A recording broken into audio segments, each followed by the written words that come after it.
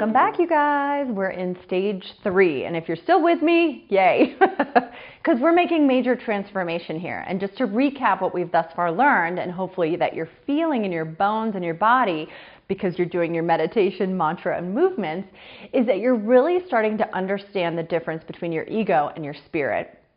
And 2, that you're really, truly igniting that intuitive voice inside of you that is asking what is true. So you're asking yourself what is true. And you're inviting it into what do I want? And maybe now, as a result of the last one, you're really beginning to trust that you are so incredibly capable and that you have created so many amazing things in your life that you can fully trust that this is not some hokey program, but that you are totally unbelievably worth it and that you have the power to do just that. And speaking of power, that's where we're at, personal power. So for me, this stage is great because we're really going to move into the energetic boundaries. And I don't know about you guys, but this one I think is a work in progress for many of us. Because we have been shrouded in the should and supposed to most of our lives, we answer to those questions. Do you want to come to the party? Yes or no? Do you want a raise? Yes or no? Do you want to come home for Thanksgiving? Yes or no? And energetically, most of the time, we answer without real true conviction, yes to the things we don't want, and no to the things that actually would give us energy and empower us. So in this section, we're really going to unwrap a few things. We're going to unwrap the idea of overwhelm and how overwhelm is keeping you from the things that you want. Because overwhelm is ultimately our greatest saboteur.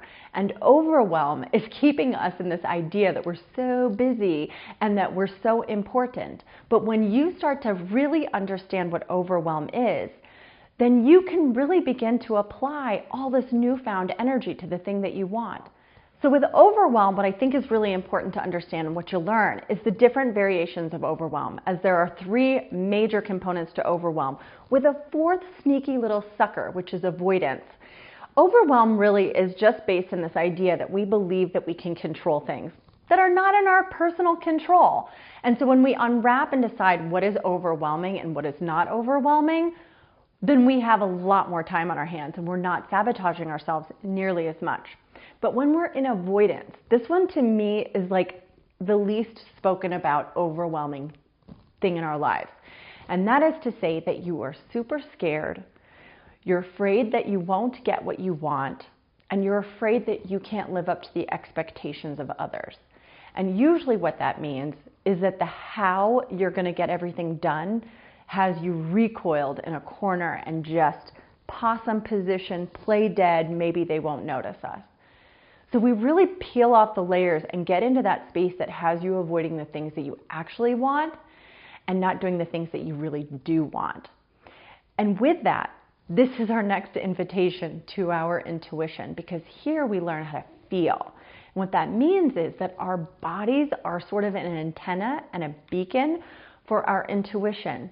And so we're going to learn what yes and no truly feel like in our bones and how to start saying yes to the things we actually want and no to the things that energetically have you drained and doing more for other people than you're doing for yourself.